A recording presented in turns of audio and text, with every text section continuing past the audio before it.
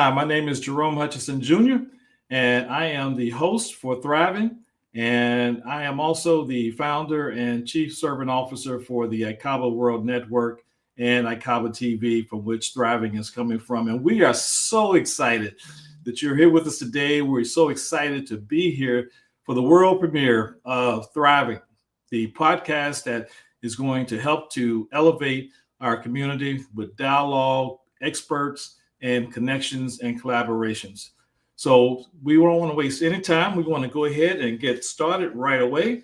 And so as we get started, we want to give you also insight and background into something that's going to kick off on October 1, which is the Black Professionals Month. It is the 5th annual Black Professionals Month, coming in October 1 through 31. And now we're going to run a short video to tell you a little more about it.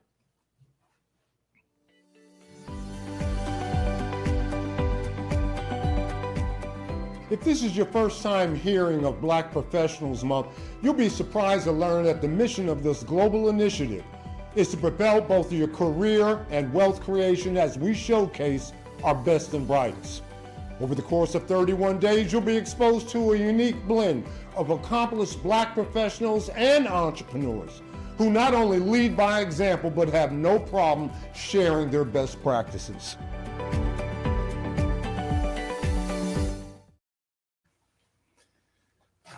Well, that's Black Professionals Month, and we hope that you will join us all throughout the month for Black Professionals Month as we do three things. We're going to showcase Black excellence, we're going to elevate Black leadership worldwide, and we're also going to advance wealth creation.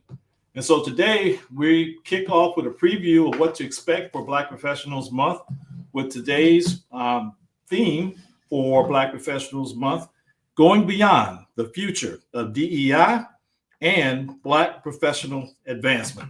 And we're very excited to share with you panelists that we have today that are going to give us really great insights into the future of DEI, because as we know, DEI has taken some hits, so to speak, over the past several months and in the past year. And we also know that we're having some issues with folks who are trying to retrench and pull back on the advances that we've made and how DEI has been a important, if you will, part of that process of making the success that we've had. And so today we've got three different experts with us on DEI, and we also have America's foremost thought leader on Black success and wealth creation.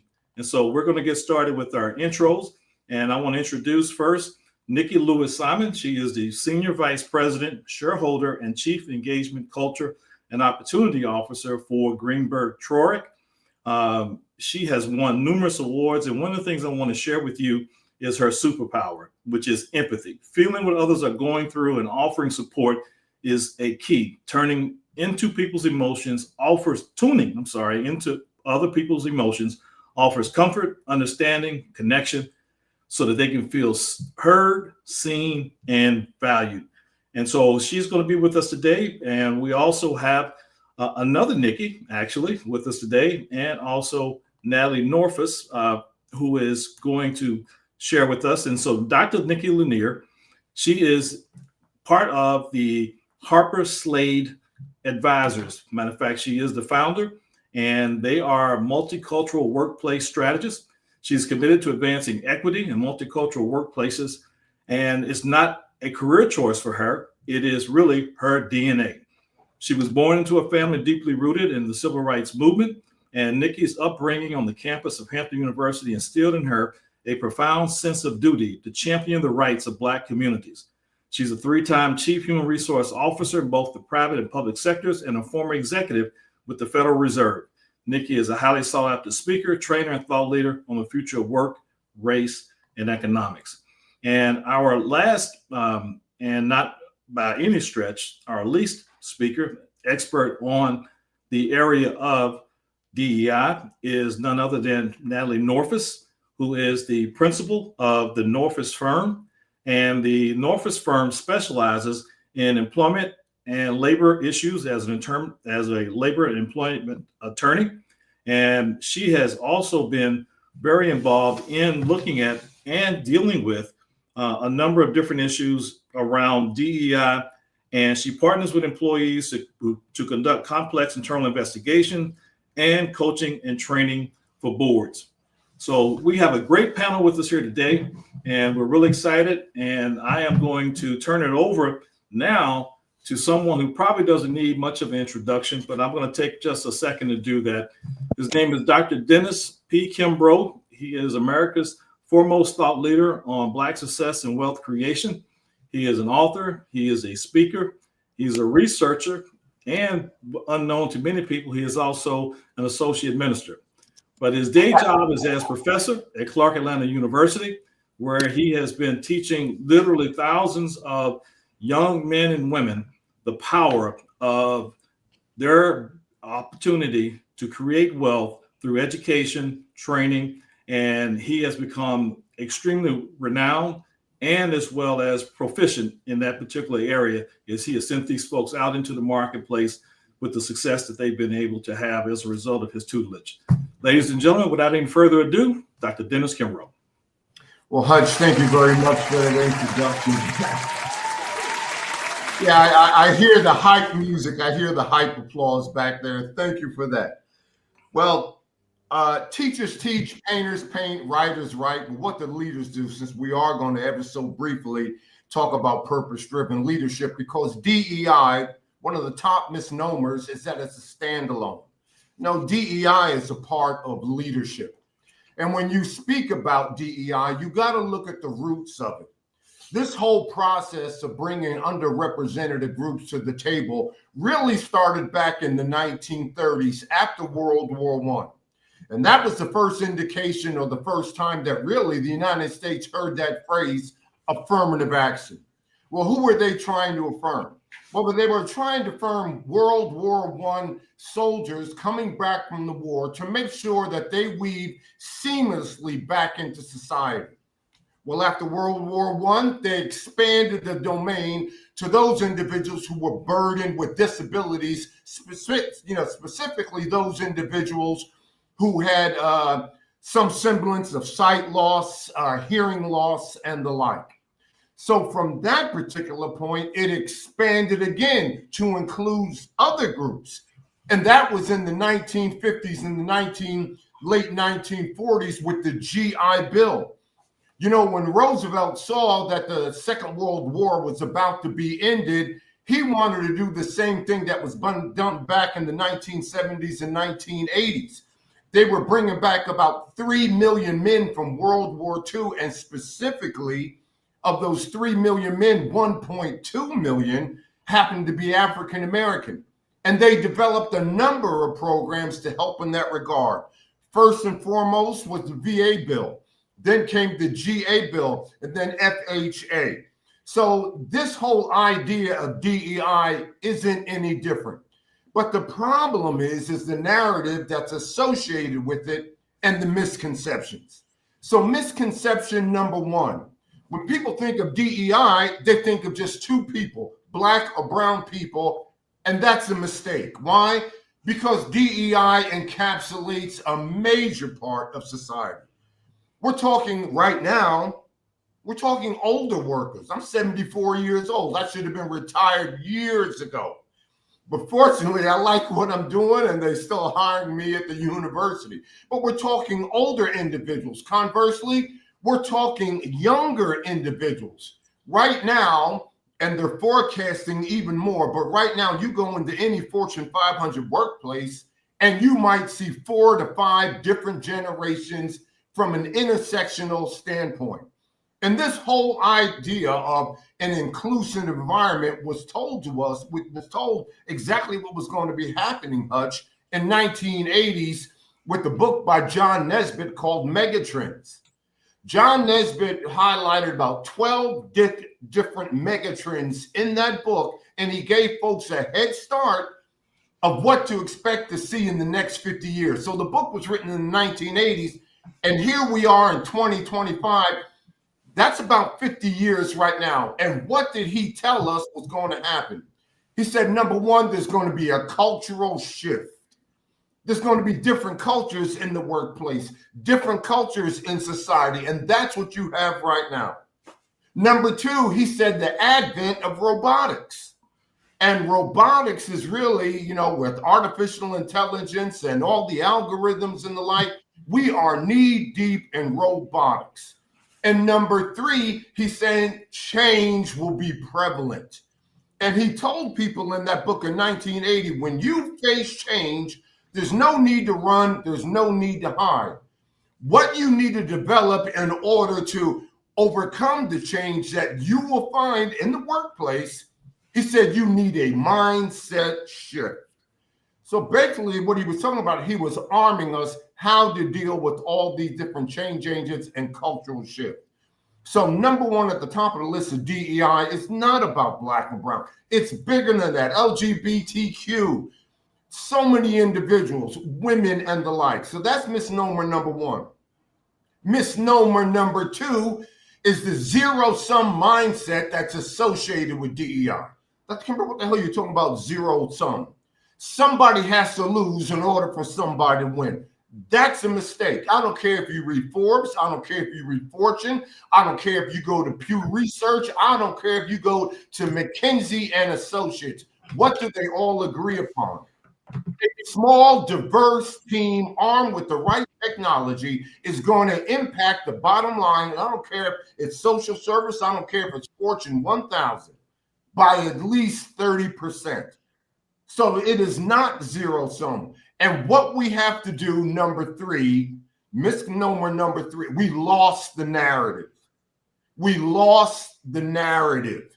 And what is the narrative? And we see that with LinkedIn. LinkedIn says you need three qualities today that we have got to face and we deal with on a daily basis. At the top of the list is empathy. And who knows more about empathy than Malcolm Gladwell? Malcolm Gladwell in his, historic book, Tipping Point, said that any problem can be solved if enough people care. Well, empathy is the heart and soul of DEI. When you tell your employees, when you tell your coworkers, when you tell those under your charge that you care, and you can't fake caring. Just like that Outback Steak commercial, you can't fake steak. Well, you can't fake caring because part and parcel of caring is value. And what is DEI? DEI says, I see you, I hear you, I understand you, I value you. So empathy is at the top of the list. But last but not least, it takes courage.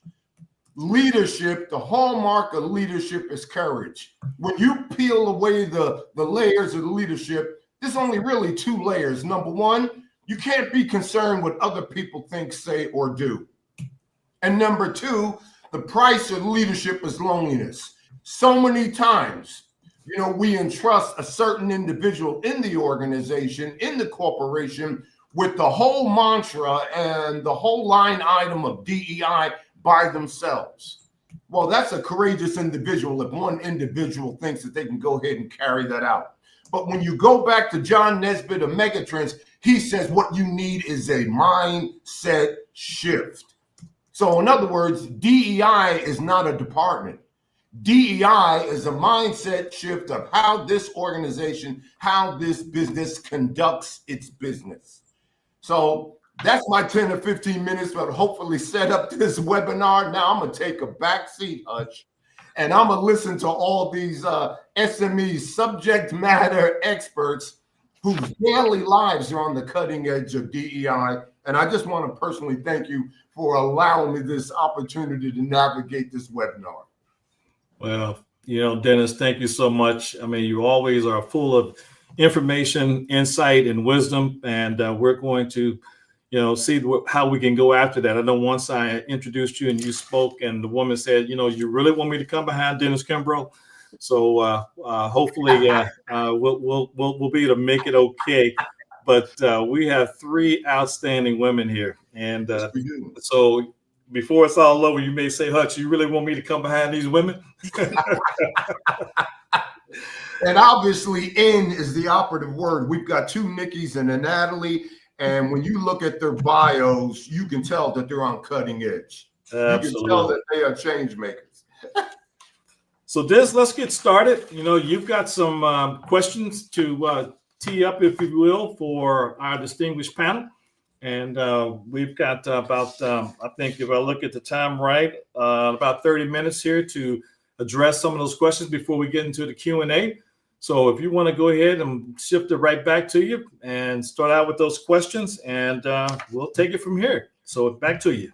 Thank you very much, Hutch. What we're going to do, I'm going to give you an opportunity to just tell a little bit about yourself, and then I will ask let me ask the first question now, and I'm going to ask it of all of you.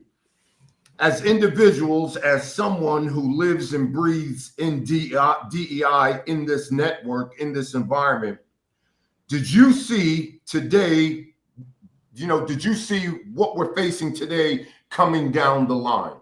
And so let me start with Natalie Norfus. Natalie, if you could just give us a backflap story of what you do on a daily basis, and then go ahead and jump in that question as to where we are right now, DEI, with all the different change and all the different pushback and all the different cutbacks. Could you see from a distance what others couldn't see up close? Natalie, take it away. Thank you, Dr. Kimbrough, and super, super happy to be here. Hutch, thanks for thinking of me and having me. And Nikki are amazing. So the 3 N's are carrying the day today. So in short, at my firm, we solve people problems. We are very people-centered and data-driven in the work we do, because we find that digging into the data helps us help our clients make business decisions, because most businesses make decisions off data and numbers, and data can be converted in that same way. From a background standpoint, I'm lucky to be from Cleveland, Ohio, Midwest girl, and of very varied background. So DEI has been part of my life from the moment I was born, the moment my parents decided to be together, and it's a really big part of just my fabric. When I think about the question of could we see this coming, absolutely. We've been preparing for where we are today for at least the last 2 years, because we're in Florida, and Florida was on the forefront of all this anti-DEI legislation. And I think when we first had the bill passed here in Florida, while it was going through the legal process of being enjoined, I talked to a lot of reporters at that time. And the question I kept getting asked is, well, why do you think this happened? And I think it goes exactly to Dr. Kimbrough, one of the points you made in your opening of, we lost control of the narrative. If I think about my journey in DEI, it really started in the late 90s, early 2000s, when we started having diversity committees at law firms. And I was a summer associate and asked to be on one of those committees, and nobody really knew exactly what we were supposed to be doing. We need to make sure we weren't discriminating. And so it was very nascent at that time. But I think because we've always struggled with what exactly DEI is, and we never have come together as practitioners to establish a uniform definition of DEI, it left it open and subject to attack from any direction. And not just from a conservative view, but sometimes from a very liberal view. And so we're in a place now where we're really just fighting about 3 letters. But the underlying concepts are critical business functions, are critical to the bottom line, as you pointed out. And so, again, I don't think where we are today is at all a surprise. And if we weren't preparing for it before now, shame on us. Wow. Natalie, thank you very much for those remarks. Nikki Lanier, jump in the sandbox, Nikki. Happy to. Thank you so much for having me. My company is called Harper Slade. We are an advisory firm that helps organizations understand the urgency of multiculturalism, the inevitability of multiculturalism, and position that, contextualize that as an opportunity to leverage and not a reality to fear.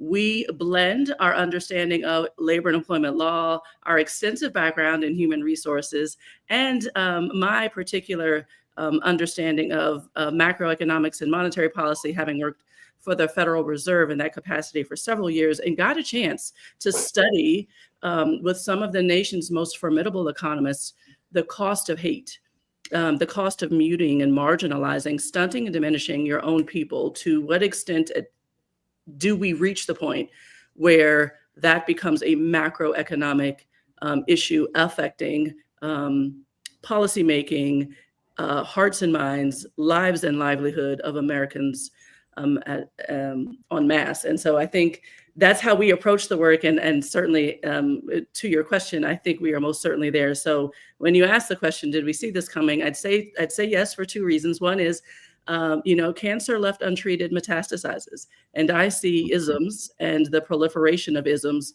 in as much as that's kind of all we've ever known as a country. We've only known how to discern human value through the buckets of mattering and not mattering. And those have almost always fallen along lines of difference.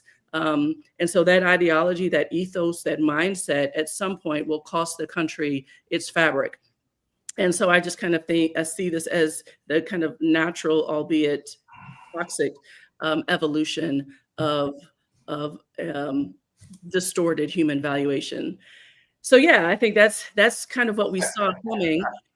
And then I'd also say that as a matter of practitioning, I think that there's some parts that we have to own, and those of us who have done this work en masse as a practitioning body, there's some things that went awry that contribute, I think, to this particular era. Things like we frame this work as a crisis, and we know that crises are finite. They have a beginning and an end.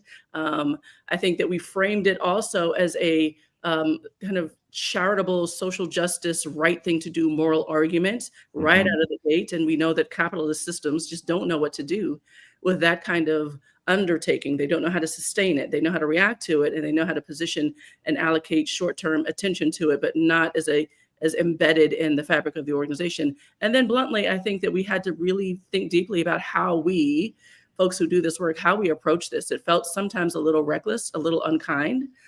We were promulgating exclusion in the name of inclusion, and their language choice sometimes was not fraught with words that would bring community together. We were inadvertently, even with the best of intentions, I think we were isolating when we should have been insulating. So I think that there's a lot that kind of gave rise to where we see ourselves today, and lots of lessons that we can learn in the practitioning space, and lots of lessons that America is learning about who she has always been. Wow. Well, thank you very much for that, Dr. Lanier. And I guess in another webinar, I'm going to pull you aside and say, is Jerome Powell going to cut the Fed rates? But we'll leave that for another Sunday. Nikki Lewis Simon. Yes, sir. Dr. Kimbrough, thank you. I thank you and for the opportunity to be here this afternoon. As Hutch shared, my name is Nikki Lewis Simon. I'm at Greenberg Traurig. I have the privilege of serving as the Senior Vice President, Shareholder, and Chief Engagement, Culture, and Opportunity Officer. We're an AmLaw 100 firm with about 2,900 lawyers across the globe.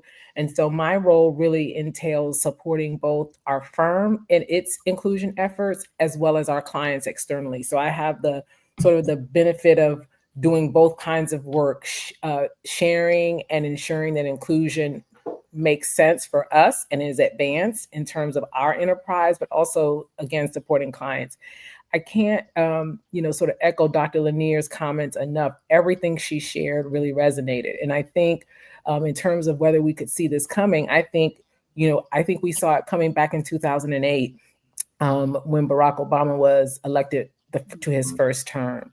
And so why do I say that? Because there is always this pendulum swing, right? And so with as much elation and excitement that many in the community embraced, an Obama presidency, we could really sense at that time that there was, sort of, for lack of a better word, equal fervor against that presidency. And then when you catapult that into a second term, and kind of where that put us as a nation in terms of some of the divides that already existed, you certainly understood, if you understood history, that there would be some sort of backlash. I also think that what Dr. Lanier said about us as practitioners as a whole, sort of as a group, in terms of whether we were really working to be fully inclusive. And so we'll get into this in a little bit, but really inclusion done well and done right is not a zero-sum game. Dr. Kimbrough, you said that. It is not about decreasing the pie or saying to us as institutions, here is one small pie. Now we're going to take the two pieces that you had and give it to someone else, which is, I think, a lot of the fear mongering that we're facing now, versus here is the pie. We can actually make it larger with inclusion. And so more people can take part. So I think all of those things have really signaled where we are. I believe that inclusion, to Dr. Nadir's point, have been weaponized on both margins, right? By groups that wanted to use it as a bludgeon to sort of say, universally, all of this group is bad and all of this group is good, really wasn't as winning a strategy, if you will. Well, Nikki, while I got you on the call, that leads into the next question. So what's at stake if we allow that narrative to win out, what you just said about winning and losing?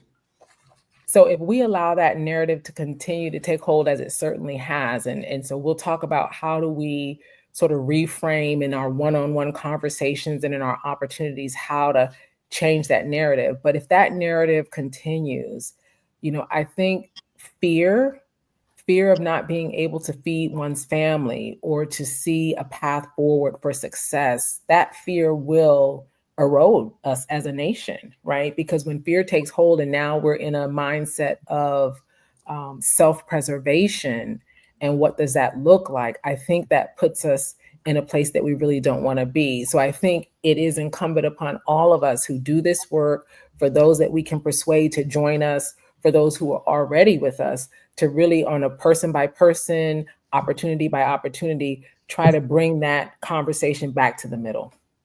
And Dr. Kimbrough, if I could just jump in there, I think we are already experiencing some of what's at stake. Because I think when you look at what has been dominating the news, it's the headlines of companies being targeted.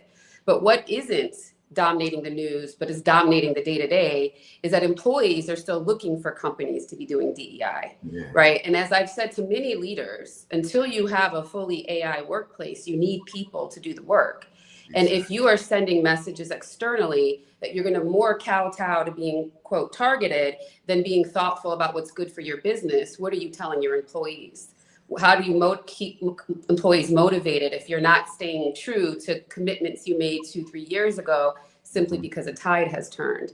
And I think what I just yesterday was talking to one of my clients that has over 60,000 employees, and they have an employee engagement survey out that closes today, actually. And they were nervous. They're nervous about the results, because really this year has kind of been a standstill, because no one really knows what to do because of all sort of the rhetoric that we have coming out of the current administration. So we are seeing every day employees less and less motivated, less and less willing to go the extra mile, more and more, that's not my job. And for those of us who work for a long time, it's so frustrating when someone tells you it's not my job. But that's what people are putting in the boundaries. If you're not going to show care to me, I'm not going to show care to you. And then that erodes bottom line at the end of the day. And we're already seeing that happen. Dr. Nadir, what's your take on that? Yeah, and I think there's 3 realities that we will be facing if we're not able to turn the proverbial ship. Let me start with kind of at the macroeconomic level. Fundamental to our economy is the ability for the majority of its citizen body to be able to buy things and to make things and to earn money for that making, commensurate with their effort, commensurate with their preparedness and their desire. Our economic models don't contemplate a scenario where isms are impediments to any of those things. And yet, as we know, that there is a inevitable blackening and browning of our country, right? The world is ever more becoming blacker and browner. The planet is browning. And that means that those that will be available to stimulate the economies that are important to it have to be able to move in a fairly unfettered way without arbitrary impediments like isms. And so there's realities around how the economy is able to stabilize itself when the people who are expected to run it can't, because of external circumstances beyond their control. Let's talk about the workplace implications, though. Again, whatever you call it, the DEI of it really must undergird this understanding that environments and cultures and workplaces, by and large, and sometimes in invisible ways to most, are de facto inhospitable to difference. They just are. And that's just because we've just been conditioned into a society, again, that's kind of taught us how to assign mattering. And that is also true of what manifests through work. And so how people experience work absolutely is a precursor to how they are able to contribute to it. How people feel about work and how work feels about them activates the doing, activates the widget making, if you will.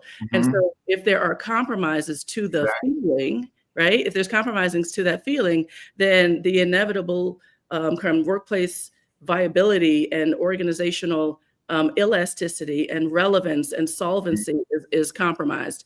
And then not to be an alarmist, but I think about the last issue that brought me to leave my job at the Federal Reserve and start my company was a fear of an American apartheid. And that is real. That's a reality that I think we are headed toward by 2045, when America will be decidedly blacker and browner by the adult population, whereby the minority of one race will kind of hold with steadfast conviction, fairly exclusive access to the power, social, and economic structures of the country, while the majority of a different race has a very, very elusive experience with those variables. And so that, by definition, is apartheid. I worry deeply about that. So you've given us so much to think about. So America's on its way to becoming Pretoria. And when you were, talking from the macro level, I thought you were going to give me a little diatribe on Adam Smith, but Adam Smith in Wealth of Nations said it all. And everybody glosses over it. He says, I allow you to pursue your divine self-interest, and you allow me to pursue my divine self-interest, and the greater good is going to benefit. But then he says, if one group blocks the other, it really isn't capitalism. And who's been blocked more? Yeah. But that's another sermon for another Sunday. So I want to pivot. And now, since you know what's at stake, well, you young ladies, you're in the boardrooms, you're walking down the halls of these organizations, you're having a Coke with all the CEOs and leaders of these groups. What do you tell them? What do you tell the stakeholders? Yeah. So let me jump in, Dr. Kimbrough, to say we tell them, and I'm saying we, the collective we tell them that it doesn't necessarily matter what you call it, but the work of inclusion must continue. And why is that? For the very reasons that Natalie and Nikki have shared, right? Which is people need to feel like they belong in order to do their best work. If they are, we went from quiet quitting to quiet staying, or whatever these terms are, right? Where people are saying, look, I'm just going to show up, do the minimum, and collect my check. But at the end of the day, that's not how businesses thrive and make revenue, right? And we need that revenue to pay our salaries and to take care of our people. So at the end of the day, what we're telling, board members, CEOs across the board is, are you building a workplace where everyone has a seat at the table? Are you creating systems where there's a fair, objective opportunity to advance and to be promoted?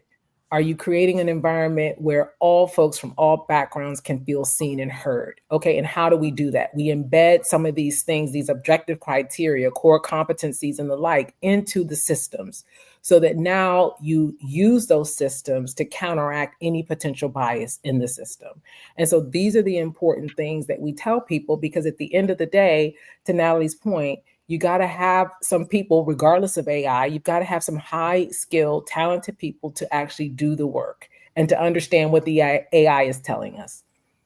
I think we also have to be thoughtful of what is DEI, right? If you're thinking about what we tell our clients, if this is just good business, right? So there's a lot of hoopla about DEI and that it's exclusionary and it's for Black people only. It doesn't include white men. None of that, as you said in the beginning, is true.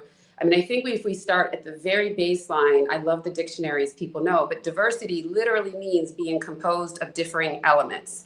Every single one of us brings some kind of diversity, from the street you grew up on, to the languages you speak, to the food you eat. Every one of us is diverse. And as we know from research like McKinsey, Why Diversity Matters, which stems back to 2015, like statistically, data-driven things tell us that when you have more backgrounds represented in your workplace, you get to better results. So when you think about the D, we have to go to all the places we can to find the best talent, because talent does not discriminate. Anybody is capable of being talented. And if you're only going to the same well or the same sources in your recruiting efforts, you're going to end up with a pretty homogenous workplace, and you're not going to get the best ideas. So this isn't go only hire a certain type of people. It's saying go make sure you're looking in all the places, so you're not getting complacent about finding talent, and you're not getting complacent about innovation. Equity really is legally driven, right? Is everybody getting a fair and equal opportunity to succeed? Not equal outcomes, which sometimes it gets confused about, but are we paying people equitably? Are we promoting them equitably? Are we thinking about this so that you're not getting sued for being discriminatory, right? That's good business practice. And then, as Nikki just mentioned, inclusion is where all of this really falls down in most places, because most organizations they put a lot of effort into recruiting, going to HBCUs, going to Hispanic serving institutions, going to places where you think you can find the different people, but didn't really do the work internally to make sure that it was an environment where those people could thrive. If I think about myself and being, I was, in most instances, the only Black summer associate when I was, in law school and going to law firms. To start at a law firm at 24 years old and be the only there's only one of two Black women lawyers. It is so isolating, right? You feel so out of sorts. How do you find your way? I'm grateful to have had my dad, who worked in corporate America. He's a Black man. He suffered a lot in that regard. So I learned from him there, but it's like still a very foreign environment. And if you look at law firms in particular, Black women don't stay. And I think if you really dig into it, a lot of it is because we never feel like we fit in, or that our skill set is valued. And so when we are talking to our leaders, luckily, every single client we work with still wants to do this work. They just don't want to be caught up in the fray. And so what we're really working with our clients is on the nuance, right? Not trying to convince them that this is important, thankfully, but how do we make sure that we're doing it in a way that is consistent with trends. And I think that's where most leaders fall down. They're not in tune with the trends of their own workplace or externally, and then working from there. I just want to add one more point, and then we'll move on to the next question as needed. But if we don't do inclusion, to Natalie's point, we will have lawsuits. So whether it's considered the reverse discrimination or sort of quote unquote, right, traditional discrimination, the fact of the matter is, if we don't do inclusion, which is about supporting Title VII and the other, laws that support equal opportunity for all, we will have a different problem. And when you study the history of diversity, equity, inclusion, that was really the catalyst and spring. That was the match that lit the candle, because there were so many lawsuits with women of all colors, not Black, brown, white, women of all colors, who were better prepared, better qualified, had the degrees, but they were overlooked for promotion. So I am so glad that you brought that up, which leads to a follow-up question. I've been literally all over the world. One of the few individuals who have been to Iceland in the middle of winter. That's all over the world I have been. But another misnomer is that people think when they think DEI, they think the United States. There are so many diversity, equity, and inclusion programs across the world, from Australia, both sides of Europe, Western Europe, Eastern Europe. You got DEI programs right now in Japan. You got so many in India right now. Ladies, thought leaders, subject matter experts, help me out on this. With all the programs that are going on in the world, why is this the only one of the few countries with all the pushback when it comes to DEI? What are we doing wrong here, where they're having success in India and they have damn near still in caste systems, religious base they got to deal with and the like? Why are we having DEI programs that are successful in Japan and we get so much pushback here in the United States? Help me out with that. We're obsessed with race in the US, and we speak about it very violently. So when you go, for example, to London, we were at a DEI conference in London. I was shocked by how evolved the conversation was, right? There wasn't this like everything you go to in the US, we're still trying to convince people that we have a problem to solve. So a lot of the DEI program is very foundational, and we're not getting into some of these deeper conversations. Like I almost fell out of my chair that there was a whole section about how you talk about religion at work. We're not even there here in the US, right? Because we're still fighting about race. And I think when you go, like we've done focus groups in 30 different countries. And when you are listening to people, like the concept of talking about race is such a foreign kind of conversation. Like it's not, a lot of times what we hear when we were in, for example, Brazil was a really good example. When we were like digging into like, well, what are some of the issues that impact, accessibility and the like? The whole conversation, even though you saw many different races represented on that call, was around socioeconomic status, right? That was the thing that was their concern. When you look at the UK, a lot of in the UK, they work on, social mobility, socioeconomic status. And so it's a lot more, and it's built into the legal system in the UK. So I think a lot of it for us is that we have a history of violence around race, and we spend a lot of our time talking about race and not the intersections and not how we all are diverse in some way. And so our conversations stall out because is this about Black people and brown people only? Exactly. Are white people included? And I would love to just put out there, white people are absolutely included in this conversation, but I think that wasn't always clear.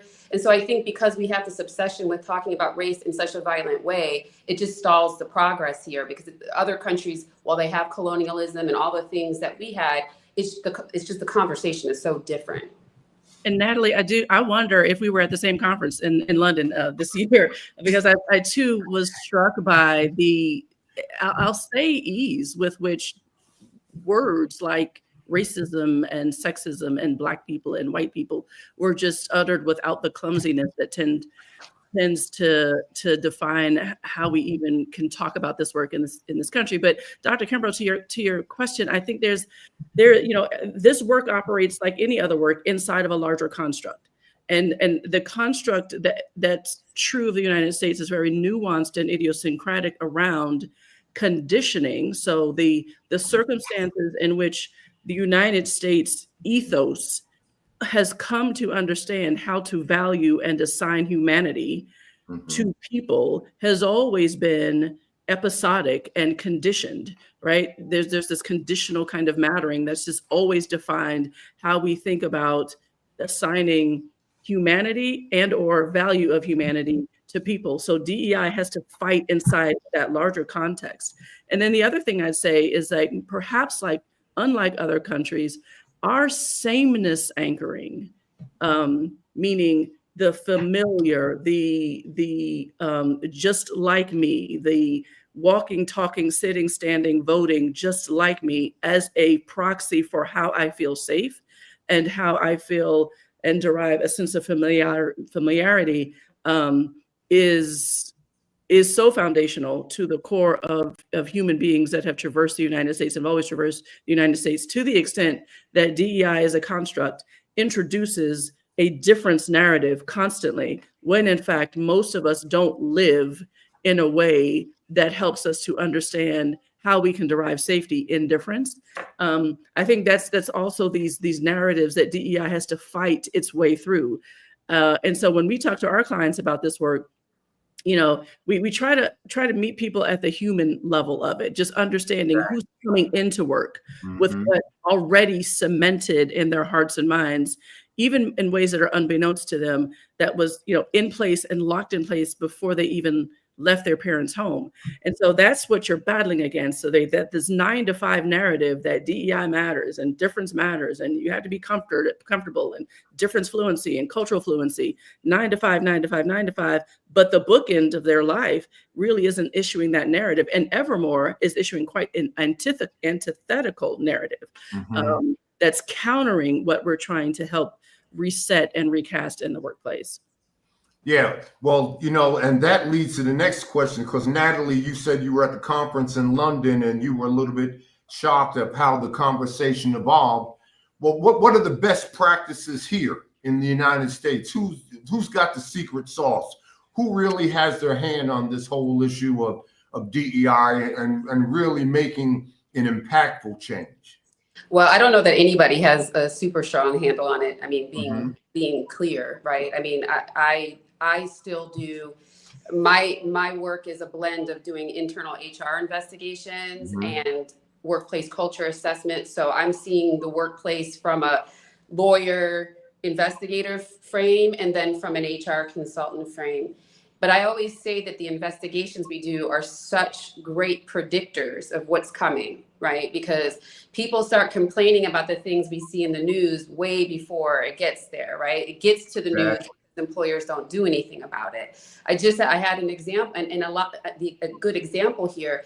A lot of my complaints now are more broad. We have workplace culture issues. We don't have psychological safety in this workplace. They are requiring me to approach investigations a little bit like data analysis, because we're getting a lot more broad, anonymous complaints that are going to hotlines or board members, because employees are sick of not seeing the progress, right? And so you're getting in here and you're listening to folks and they are fed up. I have a healthcare system that hired me to do an investigation into a complaint about their HR department. And the complaint was because it was led by white people who were not culturally competent, they could not carry forward this healthcare system's DEI commitment. So a very nuanced and not necessarily a legal claim, to be honest, right? So when you go in and you dig in, you see all the elements of, yep, these folks are, they're not discriminatory. They certainly have some unconscious bias,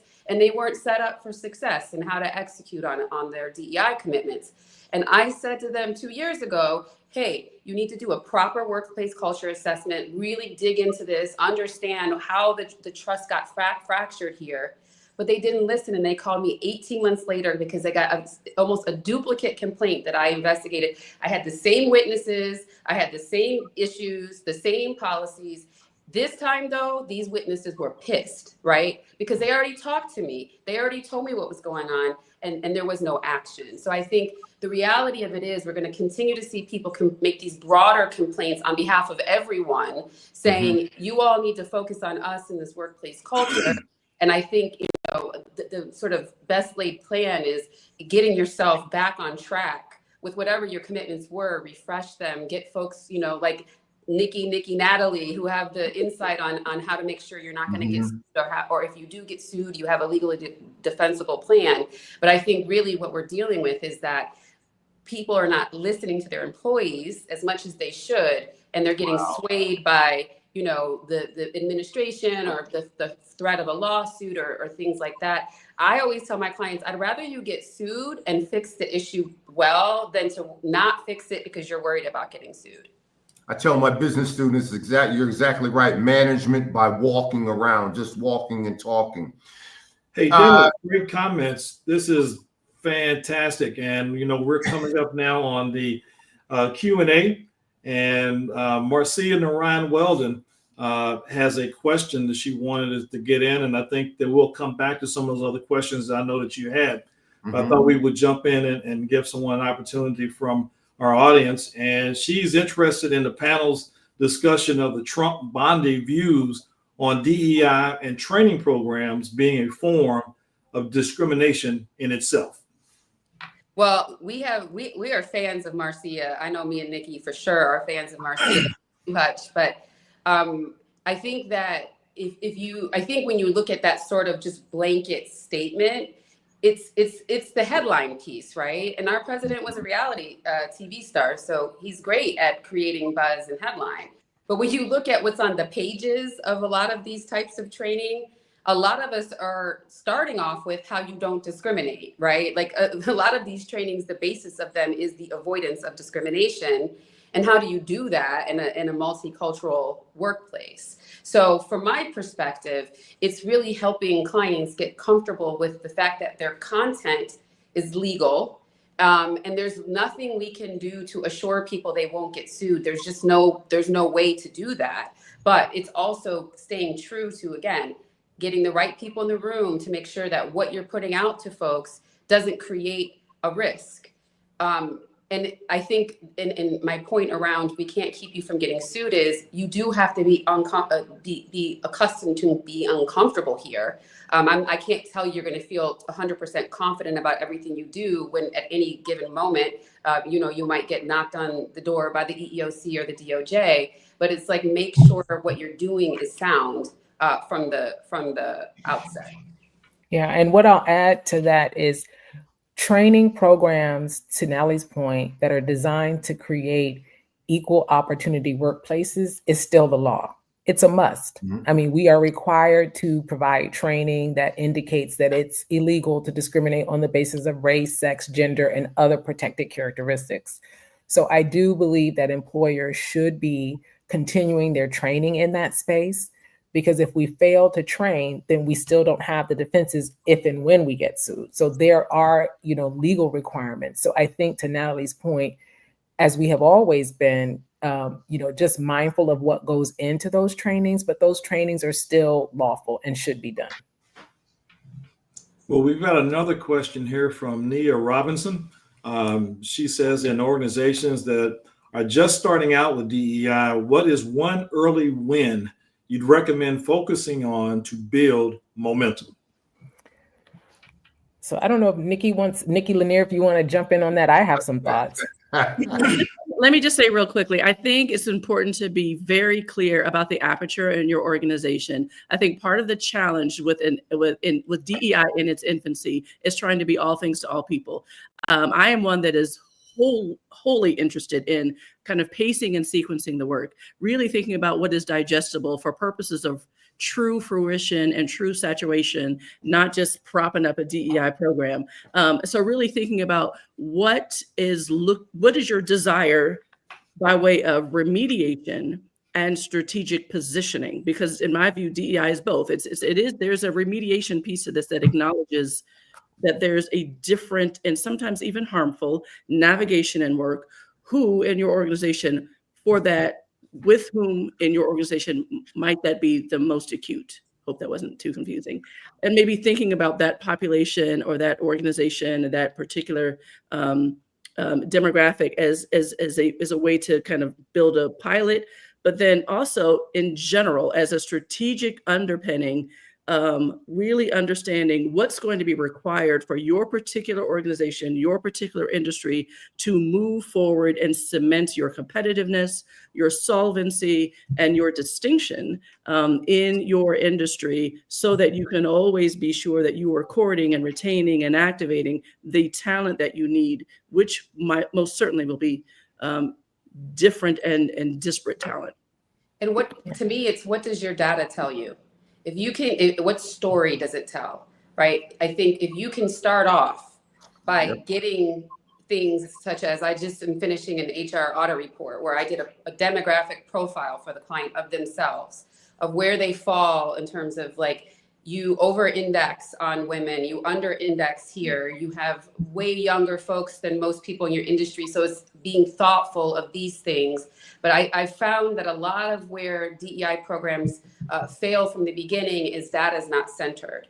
And I think when you're thinking about when you have to convince a CEO or a C-suite for more money or to make shifts, they need data. So I think the sooner you get comfortable with what your data is telling you about your organization, what are people not happy about, what are engagement surveys saying, and you can create a story, you can orient your leadership team to, this is our business. So DEI is not off to the side. If we want people to stay, we have to focus on this. If we want people to perform differently, we have to focus on that. But it all starts with being able to tell a story with your data.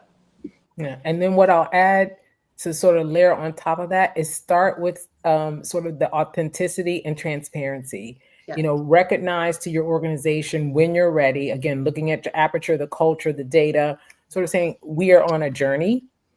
We're here to learn and to sort of recognize that we won't get it all right, but we're willing to start this journey, and here's where we're willing to start. I think any time that you come in with that kind of authenticity and transparency, I think people say, oh yeah, I mean, that makes sense. They may not know everything, right? So that you sort of manage the expectations, I guess, is what it comes down to. Well, we've got another question here, and it's from Sylvia Walton. She's asking, can you point out any really major trend that we see that may, really affect the trajectory of DEI? Right now, the trajectory is probably in a decline, going in the wrong kind of direction for most folks. But do you see anything in terms of any factors that may impact that and change that trajectory coming up in the future? I don't know that we're at a decline. I'm not there yet. I think the narrative would like us to believe that, but I think that companies are really looking to find ways to do what, bluntly, we probably should have done at the outset, which is take the principles that undergird the D and the E and the I and nestle them inside of every aspect of their human capital prioritizations and strategies and their kind of go-to-market and, community relevant strategies. I think that's kind of what they're looking to do. I think that, folks are less anchored to the acronym and ever more anchored to the work because of two main things. One is employee appetite and clamoring, both current and prospective, but also, employers are savvy, organizations are savvy. They have to, and already have in many ways, built strategies and strategic plans that will insulate them and protect them and help catapult their success for the next, 10, 15 years.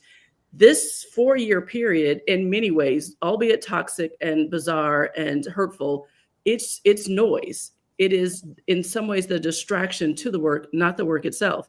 And I think companies are ever more beginning to understand that, especially as we're kind of understanding the ethos of this administration. While we may not know exactly what will be penned next, what next executive order will be coming out of the chute in Washington, D.C., what we do know is the character and the mindset and the belief system of our president. And so I think that to the extent that there's an understanding of that now, companies are now exhaling to a certain extent and beginning to understand how to behave and how to appropriately give context to what's happening as just kind of external noise. That is in some ways always the case when you're trying to run a business. This is just a part of it. So I'm not there yet to suggest that there's a falter at all in the DEI work. I couldn't agree more. I think really where we are now, Dr. Kimbrough Jerome is rebranding it, right? Because none of us care what we call it. We care about the underlying work getting done. So whether you call it workplace culture, whether you call it inclusion, that's what we've had to deal with over the last 6 months, right? When everybody kind of froze in January, our phones weren't ringing as much for this type of work. They were ringing for the investigations. And then mid-year came, and then next thing you know, we're like bombarded with calls and requests, and everybody's trying to jump back in to what they were doing before the executive order. I think everyone was playing a little bit of wait and see to see what all of this stuff would how it manifests in day to day. But because business hasn't stopped and employers are still worried about how they keep their employees, I mean, that is a big thing that's happening right now. Employers, I'm helping with a search, and employers concerned because they only got 25 applications and they typically get hundreds for a particular role. So these are day-to-day things that employers are dealing with. The complaints, the workplace conflict, all that stuff is, as long as you have people in work, people are going to do weird things at work, and you're going to need to have really good solutions for them. And so I don't see this going anywhere. I think we just have to get smarter and more savvy with what we're trying to accomplish. And instead of it being this whole huge, we want this, and this, like, what does success look like? I think like Nikki Lanier, we give our clients no more than like 3 recommendations, because we're like, we know we want to work with you to give you something we know you can do. We're not going to just put a whole bunch of stuff on the page that sounds good that we know you're not going to be able to get to, because people don't understand yet how to operationalize DEI, how it's just part of what they do. And so you got to be thoughtful about that change management piece, which again is where a lot of this stuff falls down. Yeah, what I want to just jump in and add, I am watching carefully how AI is being implemented. So I do want to, because, where that AI is pulling its data from, how it's being educated, how it's being deployed, I think we have to be careful. We have to keep our eyes open. I know some states are considering AI legislation. We have some states that are saying, okay, well, don't get into that. Let's stay away from AI regulation. But how AI is developed and deployed, I think is going to be really important, because if it is making the first cut in decisions about whose resumes actually get through to decision makers, that system has to be unbiased. So we need to be watching, I think, very carefully for how AI is developed and deployed. Well, I think what's been said gives, I think, probably some confidence and a bit of inspiration to folks, because I know when I had a conversation with someone in the DMV recently, and there's a phrase that's saying there's a lot of DEI zombies walking around in DC these days. And so, but, DC, while it is symbolic of, the center of our country and the center of power, everything does not reflect, properly that comes through that DC lens. And what I heard you guys say, I think really brings in some perspective and keep people from maybe feeling like all hope is lost, because it really isn't. One of the things I want to talk about a little bit later on, but I'm going to kick back to Dennis, because I know he wants to ask some questions that you ladies particularly want to address. But we want to talk about, if we get after we get through these questions with you ladies, is how do we get to the Black professional advancement piece, and what do we need to be doing outside of what's happening with DEI, which is a part of what we need to be focused on, but at the same time, what do we do with each other? But Dennis, we're going to come to that, in a couple of minutes. But I'd like to continue the conversation. I know you've got some questions that you specifically wanted to tee up for each one of our expert panelists. Yeah, we're coming down the home stretch, and I just want to, wrap a bow around this. We talk about the challenges, we talk about the problems, but in terms of diversity, equity, inclusion, let's talk about hope. What gives you hope out there? I mean, again, your travels, the organizations that you service and the like, any success stories out there, anything that, really gets you excited. We're dealing with this current administration. We're fighting the good fight. What is diversity, equity, and inclusion going to look like in the next 3, 4, 5 years? Best practices. Let's put all that together and just tell me what gives you hope, what gets you excited, and tell me that you hopefully can see the light at the end of the tunnel. So I'll jump in first and say what gives me hope is the courage of people, right? The courage of institutions and its leaders to really still dig down and figure out, how do we continue to make our workplaces and our environments, our schools, as inclusive as possible. I think the kinds of conversations where people say, we have this, opportunity, we have this program, and we want to continue the work. We just want to be sure we're doing it in a way that's lawful, that won't necessarily draw, undue scrutiny, lawsuits and the like, but tell us, how can we do this work? So I think that's what has encouraged me, that people and businesses are not turning their backs on this work. Not to sound like Whitney Houston, but I think the young folks are definitely inspiring me.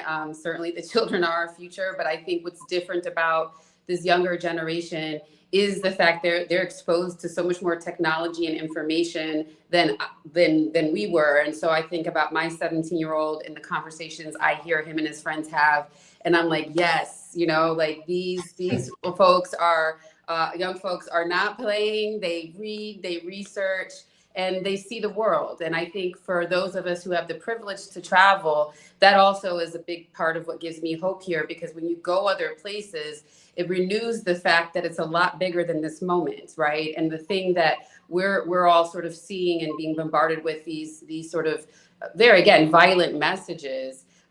You can show up at a cafe in Porto in Portugal and strike up conversation with someone with a completely different background. And you're like, yeah, we're going to be all right, because there's still people out here in the world who have the empathy that you mentioned earlier, who want to get to know each other, who enjoy being challenged by people who are different than them. And I think there's a lot more of that than we are given credit for. And I think the more we can amplify, the ways in which we are, courageous, to Nikki's point, I think the better off, we're going to be in this work.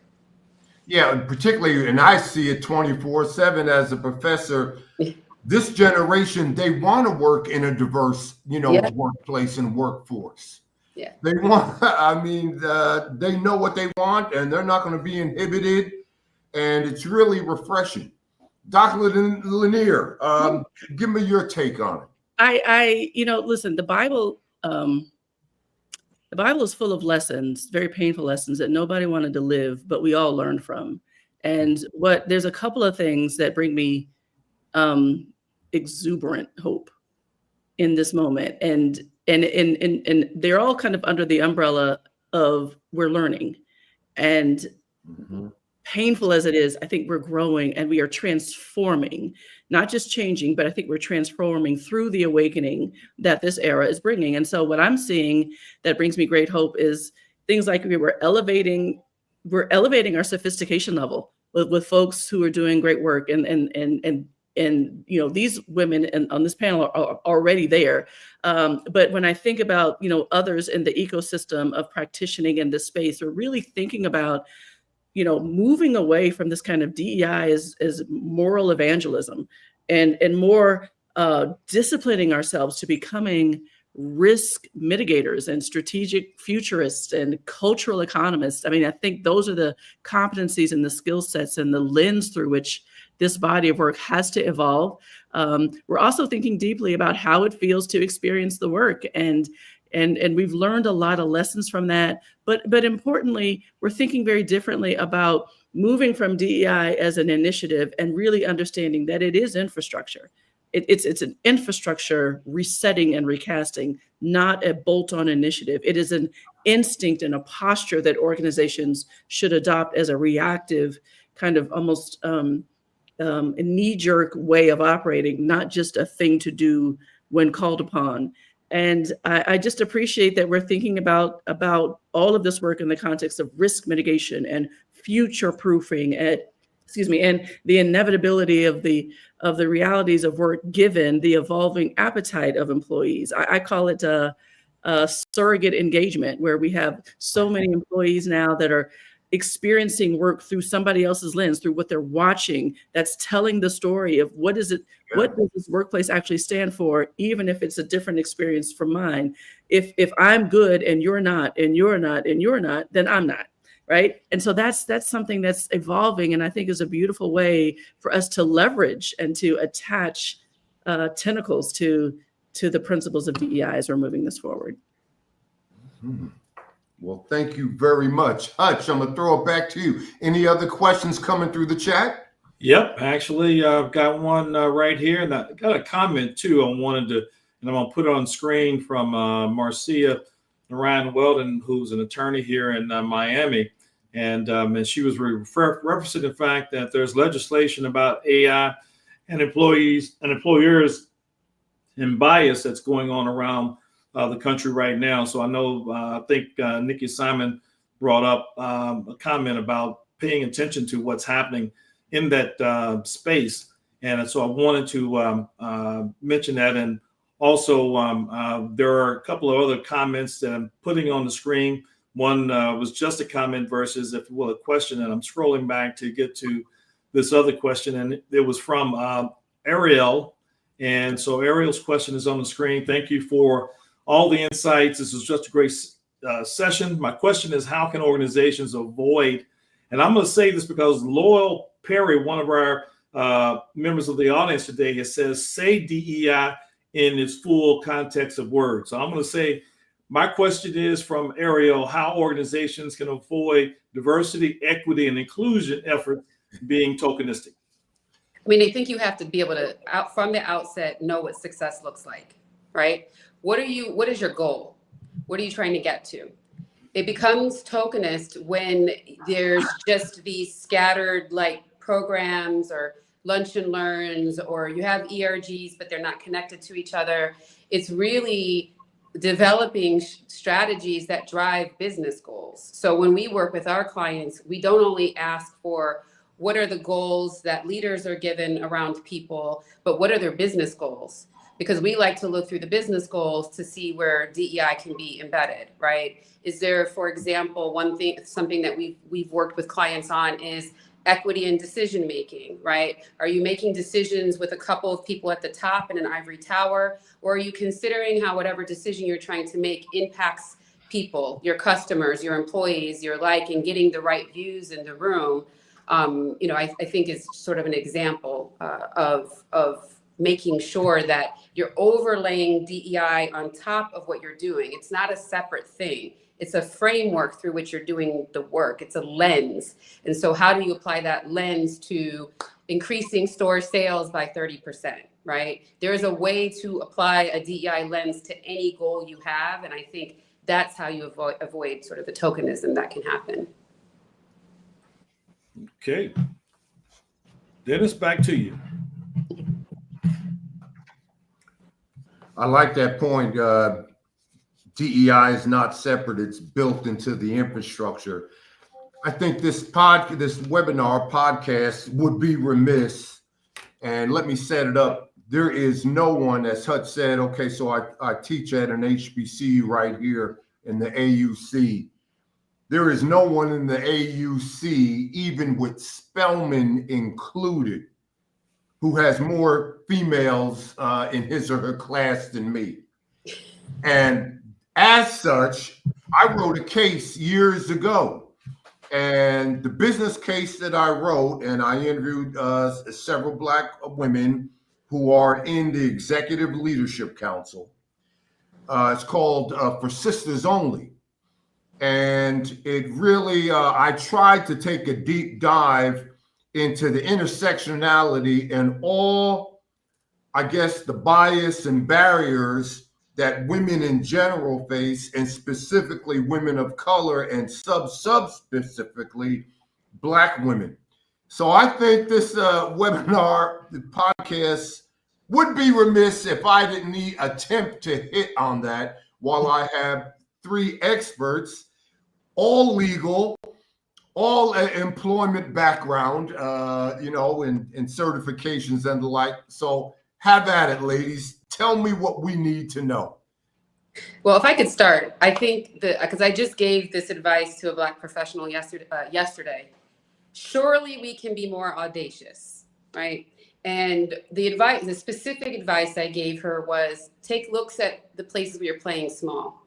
I think a lot of us are still trying to sort of navigate, what works and doesn't. But the example I've used is, I can't think of the guy's name, but the guy who did the Fire Festival with Ja Rule, and then he went to jail and he came out of jail and he started another Fire Festival. Surely we can be more audacious, right? And I think it's sort of the piece of this audaciousness is not come outside of yourself. It's be yourself. Mm-hmm. And part of how that gets better these days is start paying attention to the patterns, right? Who gets promoted? What kind of behaviors are you seeing that are consistent, that are getting them promoted? I think one thing I also see a lot with Black professionals is we're not always clear about who makes decisions, right? I had this a lot when I was, in-house counsel at Burger King, where people would be like, oh, well, why can't you just give us work, right? Why, we're a Black-owned firm, and it's like you got to understand who makes the decisions, number one, and number two, what work do I have to give, right? So that it's sort of getting a little bit more strategic about where decisions are made, who those folks are, how you get in front of them, how you ensure you're getting stretch assignments and work so that you're not just the good worker who works really hard. If you're getting a lot of "you're so smart, can you take this on?" you're on the wrong path, right? Mm-hmm. Because the "you're so smart, can you take this on" tends to be you're the worker bee who can get it done, but you're not the one they're thinking about to be the next VP or the next business professional. So I just encourage people to be really looking at the patterns, not just with yourself, but with others. And again, being clear about what it really takes to be successful in the environment that you're in. Mm-hmm. I think for me, I struggle with this because I'm without sounding jaded. I am acutely aware that as is the case with all of us that come into a workplace, we come in with a narrative right next to us. And we're not quite sure in what settings and in what moments that narrative is louder than the us of us. So my workplace navigation, I like these women started out my career practicing labor and employment law in South Florida, where I went to school and had the pleasure and the blessing of working for a Black-owned law firm. And so my first kind of formal gig as a professional was inside of the nest. It was in the womb, if you will. Mm-hmm. And then after I left, catapulted out into systems and places that made it very clear to me that anytime I'm in a space, there's the Nikki, and then there's the narrative of Nikki. And at any given moment, you just never know who's getting the attentiveness. And it sometimes feels like in workplaces, Black women never stop auditioning. Wow, I like that. I like that. Yes. So it becomes a little bit more difficult because you're called upon to do the work, but you're also called upon to justify, defend, and explain your right and your potency and preparedness to do the work. And so then that becomes, I think, the exhaustive dance that is unique. Not just to Black, I mean, Black brothers got that too. But Black women, there's a different acuity because you overlay that the complexity of being a woman, and that has its own thing. And so I think being aligned with an employer for whom there is at least an opportunity to talk through and understand, if not agree with, but just understand that there is a different kind of nuance associated with Black women professional navigation. I have found respite in that. If I'm to be inside of a workplace kind of full time, like going back to work for an employer inside of its culture, I need to find some sort of host for that particular pain to kind of express that. And that had been really important to me as I was working in kind of traditional workplaces. And you're exactly right, because one of the women that I profiled in my case studies, Carolyn Reed Wallace, she's former president of Fisk University. And she almost said the same thing. She said that when she was interviewing for that job and she got it, she said the average male is given minimum 6 months to a year, but a Black woman, she knew she only had 90 days to make an impact at that school. So yeah, that constant idea that it's one big audition, constantly front and center, constantly under the bright lights, constantly got to prove yourself and the like. Dr. Kimbrough, before we go to the other Nikki, I think Dr. Lanier brings up a point that I just want to make sure is clear. I'm not suggesting I always explain that the person who's oppressed should not be responsible for fixing the structures and the systems that keep them oppressed, right? So my feedback is not go and prove yourself so that you're trying to fix the system. It's more so be just more strategic about how you move, because ultimately the folks with power have to make changes to make things more equitable. We can't negotiate our way out of something, we didn't create. I call that, you can't be the doctor and the patient. Like that's hard. That's a hard play to kind of navigate. Sorry, go ahead. No, I like everything I'm hearing. And so by virtue of everything that Nikki and Natalie have shared, I think one thing that resonates with me that another professional Black female colleague told me is that, the imposter syndrome must die. Mm-hmm.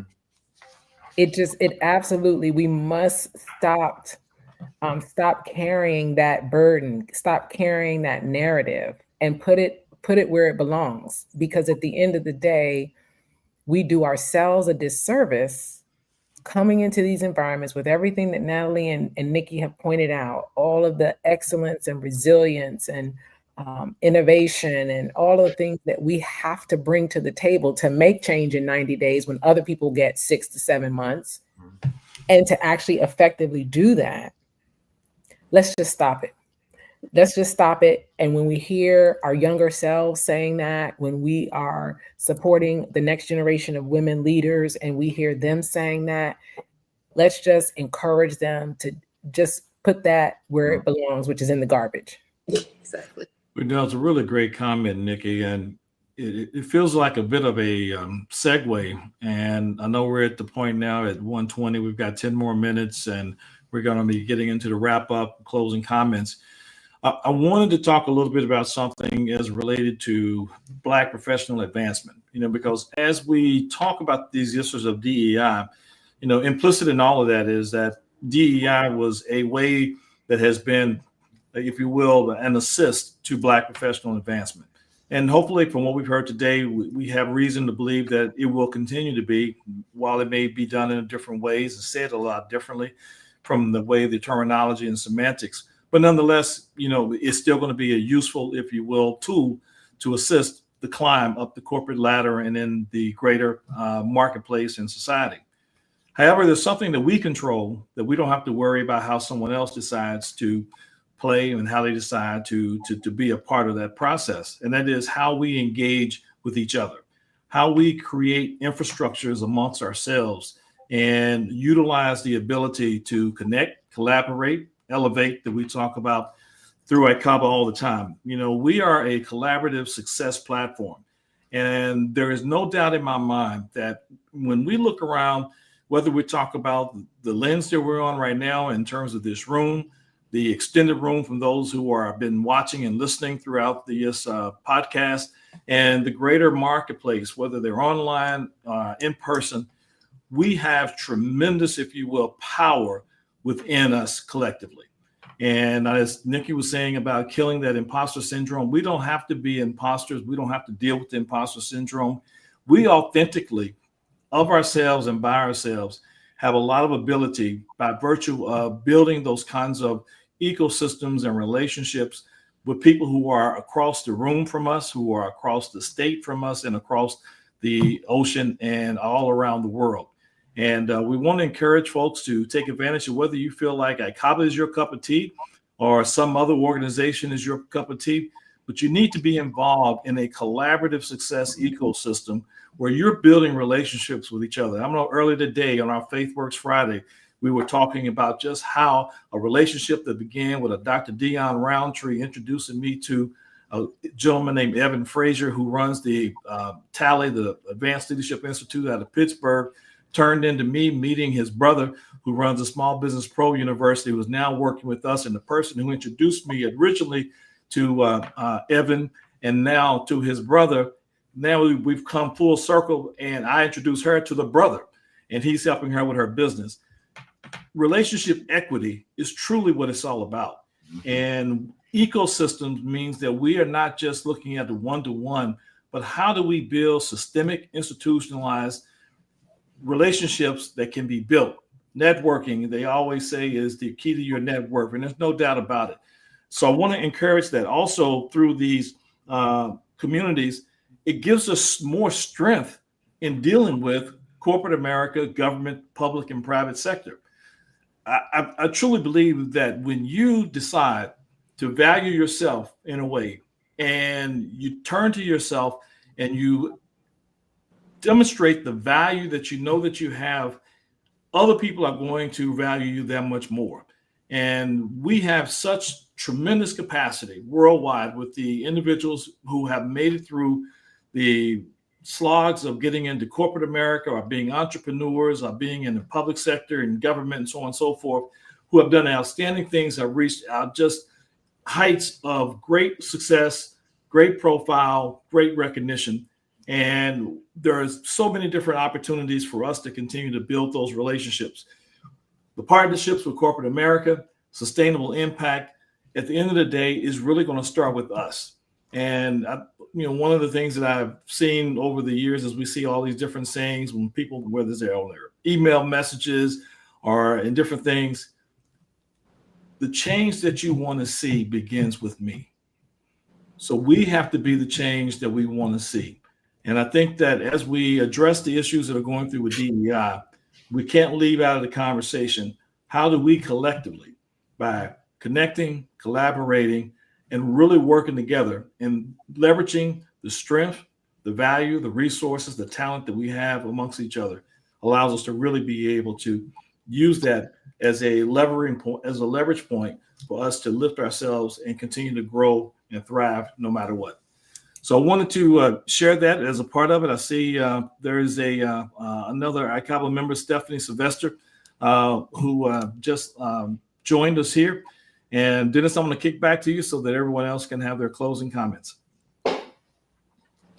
Well, I've been taking notes with both hands, Hutch and the panelists. I have learned so much in this past hour or so. And in the few minutes that we have left, any closing thoughts? And we will put a bow on this, file away, chop up the content, and send it out across the internet universe. So who wants to throw the first closing punch? I'll go. Okay. I just want to thank you all so much for this deeply engaging conversation and just so beautifully and richly curated. It's just been an honor to be in these boxes with each of you.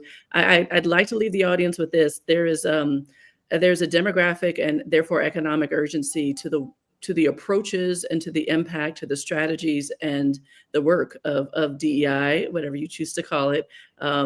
This, while it also is a moral imperative, and certainly there's social justice parameters to all of this work at this point, because of the demographic and psychographic realities in front of us, I want us to think about DEI as a way to save our country.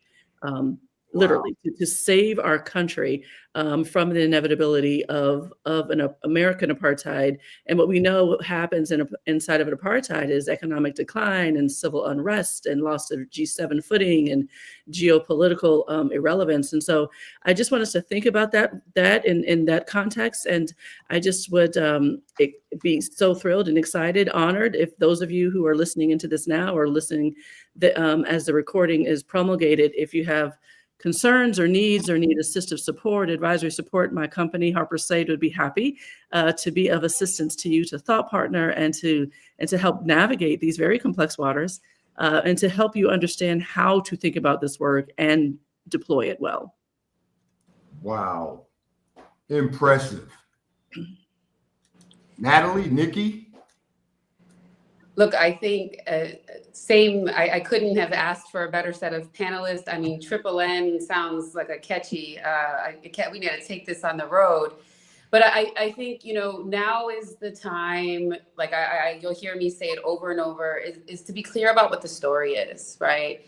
What your why is for the work you do. And really, if you're in a position of influence, the work that your company does and how you are able to really incorporate that data into your story, because that is where we win, is when we can show what numbers are and not rely only on anecdotes or feelings. If you need an investigation, you know where to find me. And of course, like Nikki, we are in workplaces and happy to assist in any way you might. We also have a podcast called What's the Deal? And that is geared toward building inclusive leaders in a practical way. So we encourage you to watch our episodes. We've built evergreen content so that, really keeping up with sort of the trends and things that you'll see on a daily basis. And we'd love to hear from you. What do you want to know more about? Wow. Nikki Lewis-Simon. Yes. Want to say thank you as well for this opportunity. I want to encourage each of those who are on the line or those who will listen to the recording to know that this work will continue. It is continuing. We're here to be of assistance in any way that we can. It will take courage. It is the new Underground Railroad. I love it. I love it. Well, Hutch, these are some of the notes that I've taken over the last hour as we wrap it up in no particular order, but I got 7 key takeaways. Number 1, the work must continue. Number 2, the lack of diversity, equity, and inclusion will take a toll on the corporate or organizational morale. Number 3, the conversation regarding DEI must evolve, must elevate, must go to the next level. Number 4, diversity, equity, and inclusion is not a separate entity. It's built in the infrastructure. It's part of the brick and mortar. Number 5, regarding DEI, your goals must be clear, and your goals must be known. Number 6, be yourself, be transparent, be consistent. And number 7, thanks to Nikki Lewis Simon, I will never forget this, the imposter syndrome must die. Did I encapsulate everything? I got 3-page of notes. I feel like midterms are coming up. Well, I think that you definitely did, Dennis, and we thank you, Nikki, the 3N. So Nikki, Natalie, and Nikki, and Dr. Dennis Kimbrough. And Dennis, I said earlier that there was somebody that was a little bit shy about going behind you. These ladies weren't shy about going behind you at all. You may have to think twice about going behind them again. Well, Hutch, what I'm thinking about, you got 3 of the baddest sisters on the planet. I am so glad and fortunate I'm not paying their billable hourly rate. I'll leave that to you, Hutch. So look out for the invoice Monday morning. All right. Well, thank you so much, guys. We've got to wrap up here as it relates to ICABA. You know, I'm leaving you with the comment I was talking about with community engagement, because through online communities, events, and podcasts like this one, we can deliver professional and cultural content.